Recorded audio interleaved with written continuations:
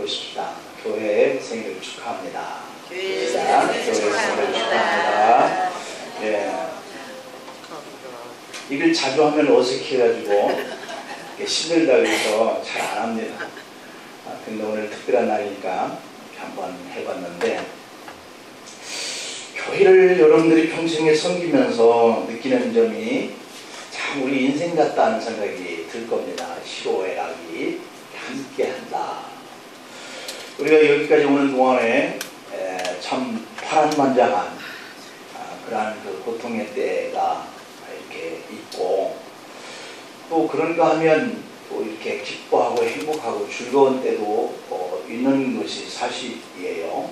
그래서 교회를 섬기는 것이 참 힘들고 어렵고 또 때로는 행복하고 보람도 있고 그러는 것인데, 제가 이 교회를 이렇게 섬기면서 느끼는 것은 우리가 가족과 같아야 하겠다라고 하는 생각을 가져봐요.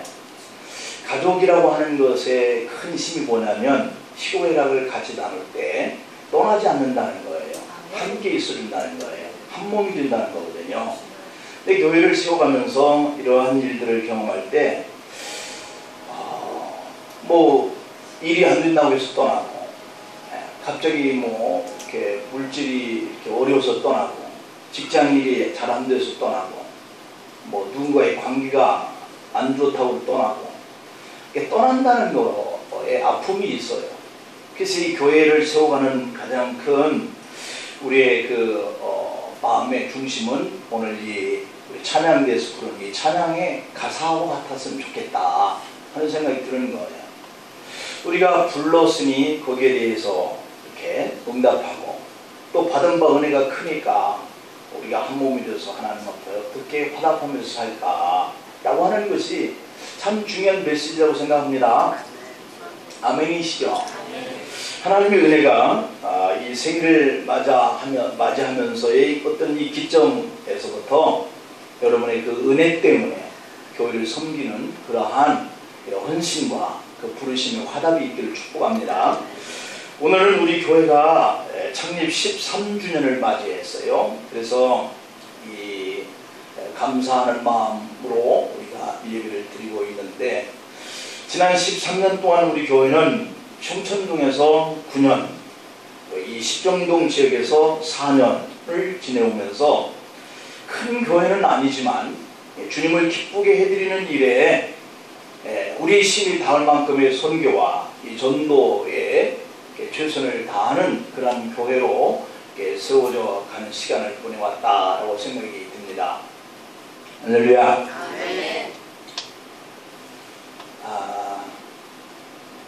그 바탕에 여러분이 계시는 거예요.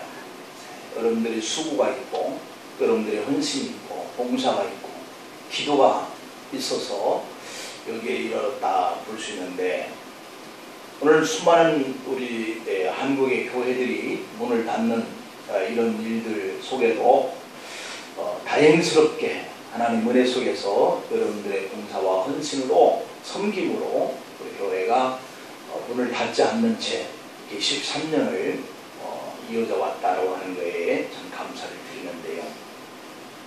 오늘은 창립주일을 맞아서 요한계시록에 나오는 이 7교회 중에 빌라델비아 교회처럼 되기를 소원하는 그런 뜻에서 오늘 이 본문을 택해 봤습니다. 계시록에 나오는 7교회 중에 이 서문화 교회와 빌라델비아의 교회는 주님의 책망이 없고 칭찬만 있는 교회다라고 하는 거예요. 그렇다면 이 빌라델비아 교회는 어떤 교회였기에 이렇게 주님으로부터 책망이 없고 칭찬만 듣는 교회가 되었을까? 빌라델비아의 교회는 이 사대 쪽에서 동남쪽으로 한 45km 정도의 지점에 위치하고 있는 그러한 곳인데, 그곳의 인구는 약 한 1000명 정도 되는 작은 도시다라고 하는 거예요. 1000명, 많지 않는 수이죠. 이 빌라델비아의 지역은 지진이 많은 지역이에요. 우리 그 울산, 울진 그 지역에 이렇게 지진으로 인해서 우리나라도 얼마 전에 이렇게 깜짝 놀라는 일로 뉴스 때마다 이 지진에 대해서 우리 한국이 안전한가 하는 문제를 계속 언급한 것을 여러분들이 들었을 것입니다만은 서기 17년경에 대지진이 발생했는데요. 이 필라델피아의 시는 그때 황폐되었고 그 충격으로 많은 사람들이 도시 중심으로부터 일정한 거리를 두고 이렇게 떨어져서 이사를 가서 살게 되었다고 하는 거예요. 이 화산과 지진의 위험이 많은 지역이기 때문에 집들은 주로 1층, 단층으로 지어서 살고 그들이 생기는 목축과 농업에 종사하는 그런 농민의 삶을 살게 되는 것이죠. 비록 이곳은 작은 도시였지만 소아시아의 아주 중앙 평원으로 가는 하나의 관문의 도시였다라고 하는 거죠. 오늘 본문에 나오는 이 집나 혹은 문, 기둥 이거에 대해서 언급을 하고 있는 이 이야기도 이런 환경을 염두에 둔 그러한 말씀들인 거예요. 또 하나 유명한 것은 필라델피아의 포도원이 이렇게 주 생산지, 농산물 중에 하나인데 그래서 자연히 이 포도주가 유명해졌고 그래서 술주자인 주신인 디오니소스, 헬라어로는 바카스라고 하는 단어인데 그것을 숭배하는 그러한 문화권이 있었어요. 술이 유명하니까 방탕하고 또 쾌락이 만연했던 그러한 당연한 현상도 일어났다. 이런 상황 속에 그러한 도시인데도 불구하고 이 필라델피아의 교회는 예수님으로부터 칭찬받는 모범적인 교회였다라고 하는 거예요.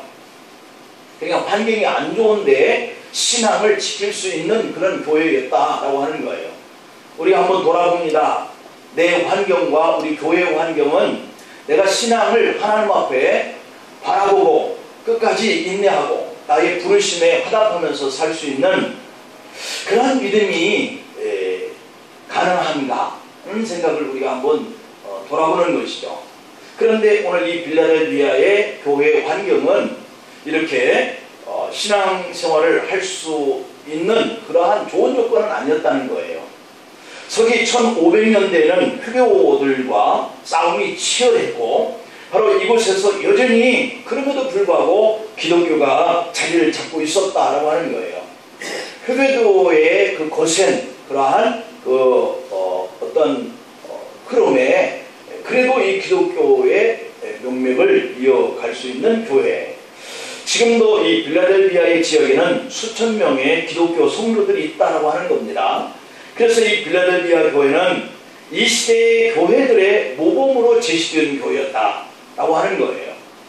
이 필라델피아의 교회에 나타나신 주님의 모습은 거룩하고 진실하시고 또 다윗의 열쇠를 가지신 이 곧 열면 닫을 사람이 없고 닫으면 열 사람이 없는 그러한 분으로 교회가 주님과의 관계를 이어가고 있었다라고 하는 거죠. 다시 말하면 주님께서는 이 필라델피아의 교회에 대해서 문과 관계되어져 있는 그런 관계성으로 말씀을 하고 또 주님이 그렇게 그들에게 신앙하는 대상의 모습으로 표현되었다고 하는 거예요. 오늘 본문 8절 말씀을 보면은 볼지어다 내가 네 앞에 열린 문을 두었으되 능히 닫을 사람이 없으리라 라고 이렇게 말씀하고 있어요. 주님은 필라델피아의 교회를 향해서 열린 문을 두셨다. 주님과 이 필라델피아의 그 성도들과의 그 사이에 문이라고 하는 이 공간을 두고 관계했다. 근데 그 문은 사람으로서는 능히 닫을 수 없도록 활짝 열어두신 문이었다고 하는 거예요. 그러니까 주님은 필라델피아 교회가 나아갈 그런 길의 문을 열어두셨는데 이 필라델피아의 성도들이 생각할 때에 이것은 얼마나 행복한 일인가.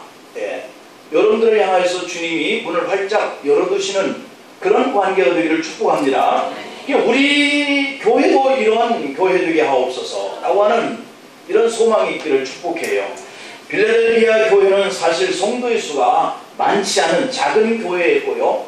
환경도 이러한 술주를 섬기는 그런 신의 그 어떤 방탕하는 그런 문화가 있는 이런 환경에 처한 그러한 곳에 교회가 세워져 있으니까 환경도 보잘것없는 적은 능력을 소유한 교회다. 우리 이루는 교회의 이 환경을 보면 이 지역이 정말 환경이 좋지 않는 그러한 환경 속에 세워진 교회고, 또 빌라델피아의 교회처럼 이렇게 작은 그런 교회의 환경을 가지고 우리가 있어요. 그럼에도 불구하고 이 빌라델피아의 교회는 주님이 그 교회를 칭찬했다. 그래서 그들의 장래를 위해서 주님께 향해서 나오는 문을 활짝 열어놓았다라고 하는 겁니다. 이 시간에는 주님으로부터 열린 문을 부여받은 그 신비한 비결을 우리가 살펴보면서 우리 교회가 이런 교회 되기를 소망할 수 있기를 간절히 축복합니다. 그러면 어떠한 상태였느냐? 첫째는 빌라델피아의 교회는 복음의 열린 문을 가진 교회였다. 8절에 보니까 볼지어다 내가 네 앞에 열린 문을 두었을 때 능히 닫을 사람이 없다, 이렇게 표현하고 있는데, 주님이 빌라델피아 교회 앞에 열린 문을 두셨다고 하는 것은 말 그대로 누구에게나 개방되어진 교회다라고 하는 거예요. 그렇다면 열린 문이라고 하는 이것은 무엇을 말씀하느냐라고 하는 것인데, 성경에는 많은 종류의 문들이 등장을 하고 있습니다. 문이라고 하는 것은 출입을 통제하는 그런 시설과 장치가 있는 곳을 말하는 거죠. 그런데 그 문으로 무엇이 출입하고 또 그 출입하는 목적이 뭐냐라고 하는 것이 상당히 중요하잖아요. 마태복음 7장의 13절 14절에 보면 대표적인 문을 볼 수 있는데, 좁은 문으로 들어가라. 멸망으로 인도하는 문은 크고 그 길이 넓어 그리로 들어가는 자가 많고, 생명을 인도하는 문은 좁고 길이 협착하여 찾는 이가 적다라고 이렇게 말씀하고 있어요. 이 말씀은 인생의 삶을 문으로 표현을 하고 있다라고 이렇게 볼 수 있는데요. 또 여기서 문이라고 하는 것은 사람이 가지는 가치관과 삶의 방식을 나타내는 표현이라고 볼 수 있거든요. 편안하고 쉬운 생활과 방식과 또 세상의 그러한 어떤 가치관을 가지는 것이 넓은 문으로 향하는 그러한 삶을 표현하고 있고요.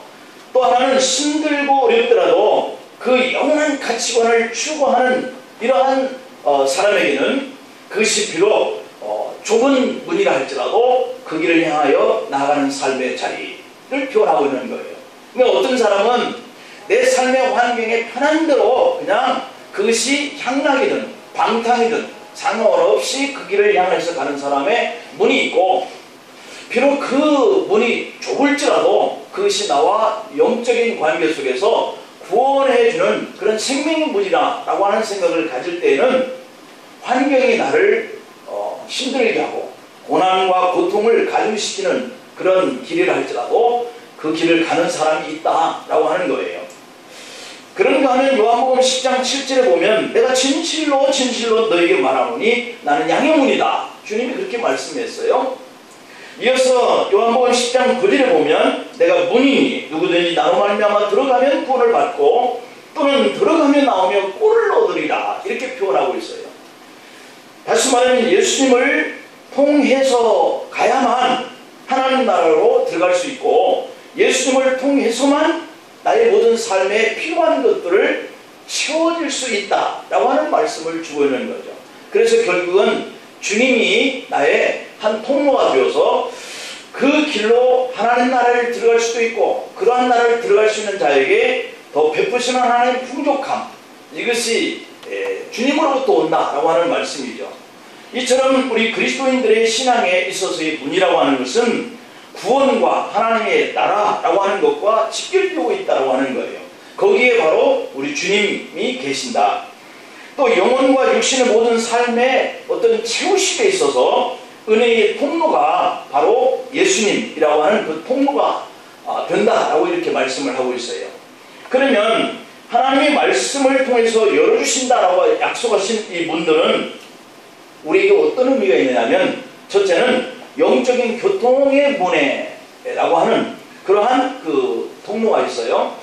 계시록의 4장의 1절 말씀을 보면 이 일 후에 내가 보니 하늘에 열린 문이 있는데 내가 들은 바 처음에 내게 말하던 나팔소리 같은 그 음성이 이르되 이리로 올라오라, 이후에 마땅히 일어날 일들을 내가 네게 보이리라, 이렇게 말씀했는데, 이 말씀은 장차 이루실 하나님의 뜻을 보여주시겠다 하는 그런 메시지예요.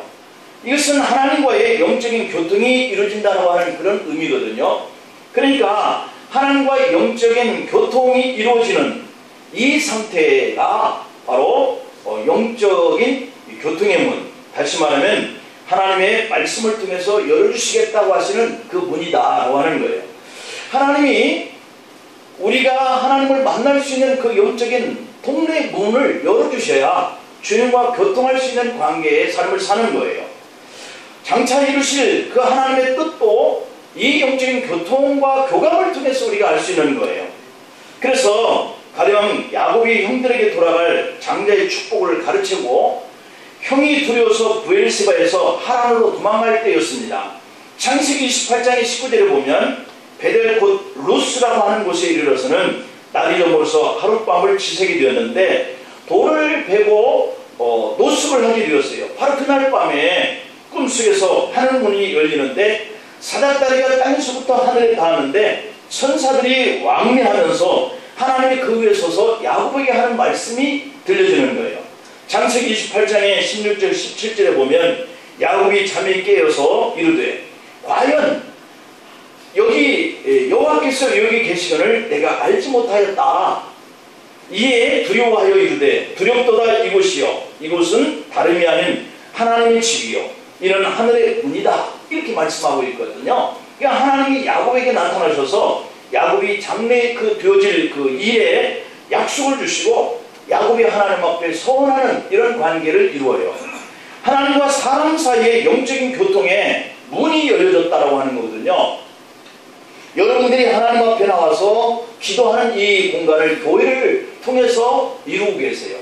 그런데 기도할 때 이 영적인 교통의 문이 열려져야 하나님 우리의 장래의 일에 대해서 약속하시는 말씀을 들을 수 있다라고 하는 그런 관계를 우리가 깨닫게 되어지는 거예요.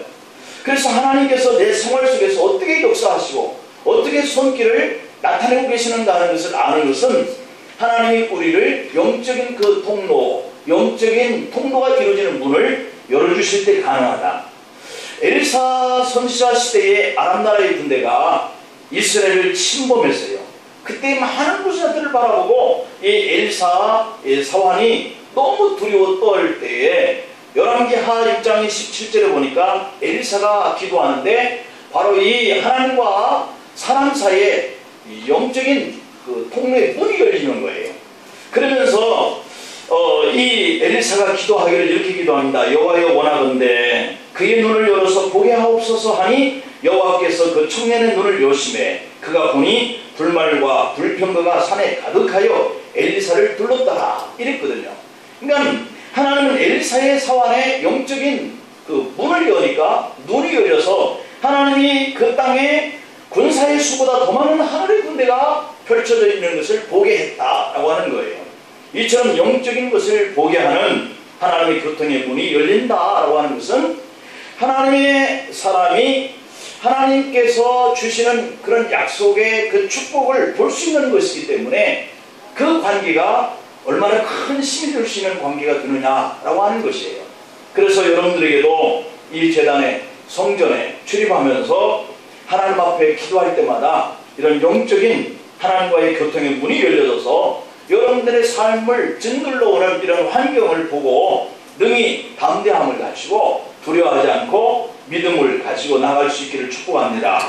그 다음에 또 이 닫힌 문이 열린다라고 하는 의미는 기회의 문을 라고 이렇게 표현할 수 있어요. 기회를 주시는 것을 볼 수 있는 그런 안목이 생기는데 골로새서 4장의 3절 4절에 보면 우리를 위하여 기도하되 하나님이 전도할 문을 우리에게 열어주사 그리스도의 비밀을 말하게 하기를 구하라. 내가 이 일 때문에 매임을 당하였노라. 그리하면 내가 마땅히 할 말로써 이 비밀을 나타내리라. 이렇게 표현하고 있어요.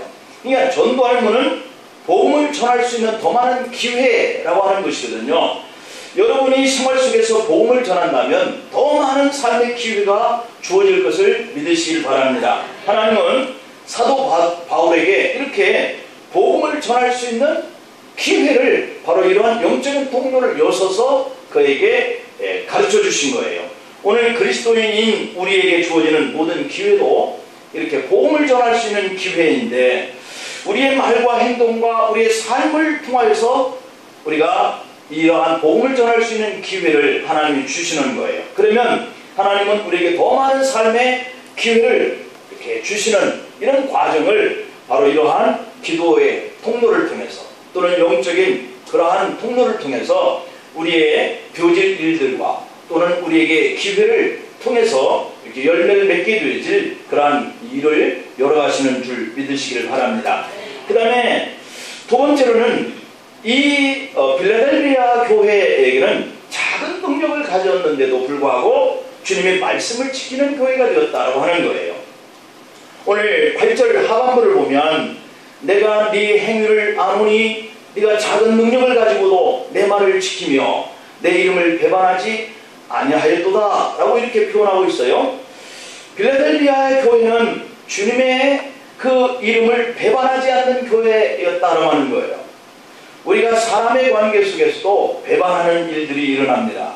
그런데 그 배반하는 그 일들을 보면 우리가 이런 환난과 이런 풍파와 이런 고통의 환경을 극복하지 못하면 그렇게 되는 거예요.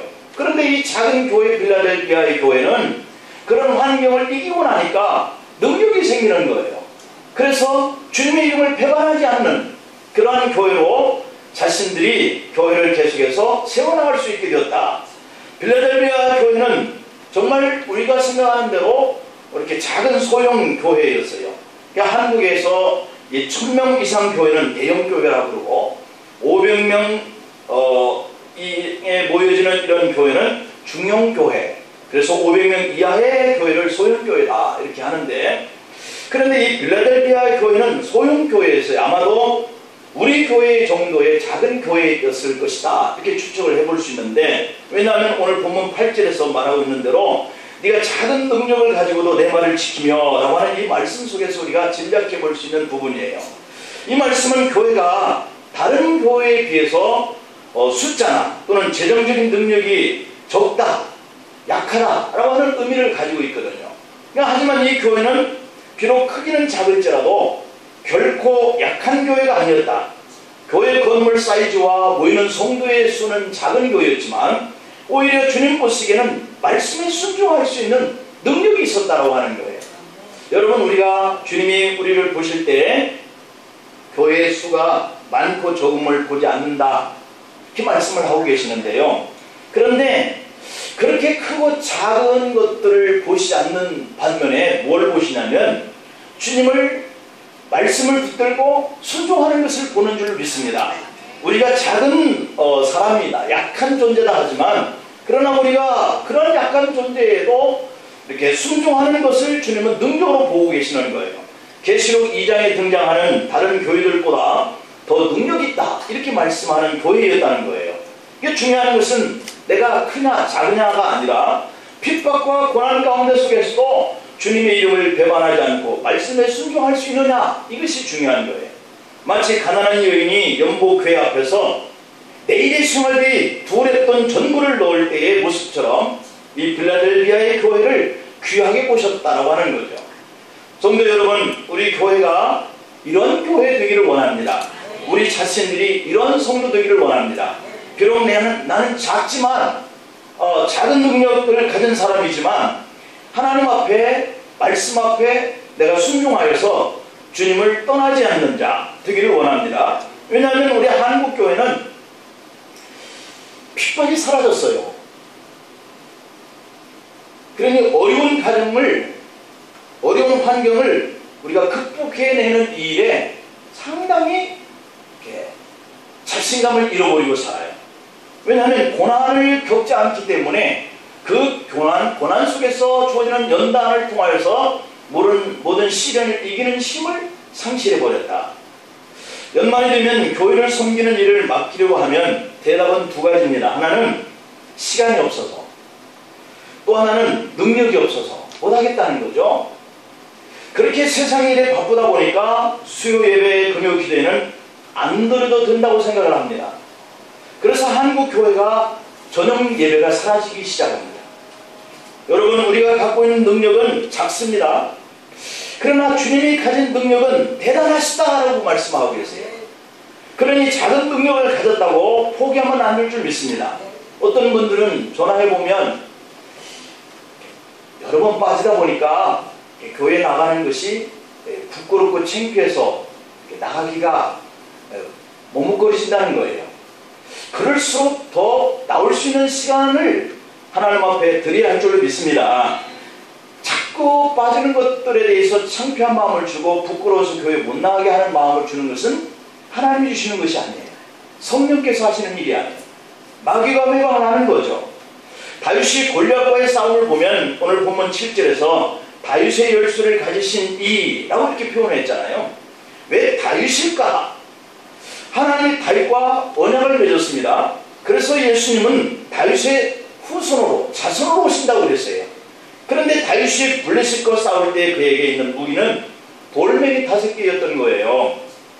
그런데 칼과 단창으로 나오는 이 골리앗은 얼마나 강한가요? 두려운 존재인가요? 그런데도 돌멩이가 이겨요. 누가 하시는 일이에요? 하나님이 하시는 일이에요. 우리는 자주 빠지고 우리는 약한 존재고 그래서 부끄러운 것 같아서 나가는 생각 때문에 하나님 앞에 주저주저 하는 우리의 삶을 사단은 즐기고 있고 사단은 우리 그것을 이용하고 있는 거예요. 그러나 하나님은 이 약한 것 가지고 이 미미한 믿음 가지고 뭘 어떻게 하실 수 있을까라고 생각하는 그러한 것을 가지고도 하나님은 얼마든지 강한 도구로 쓰신다는 거예요. 우리 교회는 작습니다. 제주교인이 100명도 안 되는 작은 교회예요. 그런데도 하나님이 우리 교회를 통해서 이 지역을 복음화시키기를 원하고 계시고 또한 5곳을 선교하게 하시는 힘을 주셨어요. 그 일에 저와 여러분이 쓰임받고 있는 것 대단하지 않습니까? 여러분, 하나님은 우리에게 크고 작은 은사와 능력을 다 주신 거예요. 그런데 부족한 가운데 속에서도 다 쓰임새가 있게 하나님은 일하시기를 원하시는데 그래서 무엇이든지 주님을 위해서 마음만 먹으면 봉사할 수 있는데 얼마든지 가능한데 우리가 미리 포기하고 우리가 미리 못한다고 생각을 자꾸 갖는 거예요. 교회는 여러분의 집과 같은 거예요. 내 집처럼 아끼고 돌보고 소중히 여기지 않고 그러면 교회는 언제든지 문을 닫을 수 있는 가능성이 열려져 있는 거예요. 이렇게 교회 와서 보니까 자리도 자꾸 비고 내가 알고 있는 사람도 자꾸 교회를 떠나는 것 같고 그냥 의기소침해지고 약해지고 왜 그와 같은 것들을 방관하는가?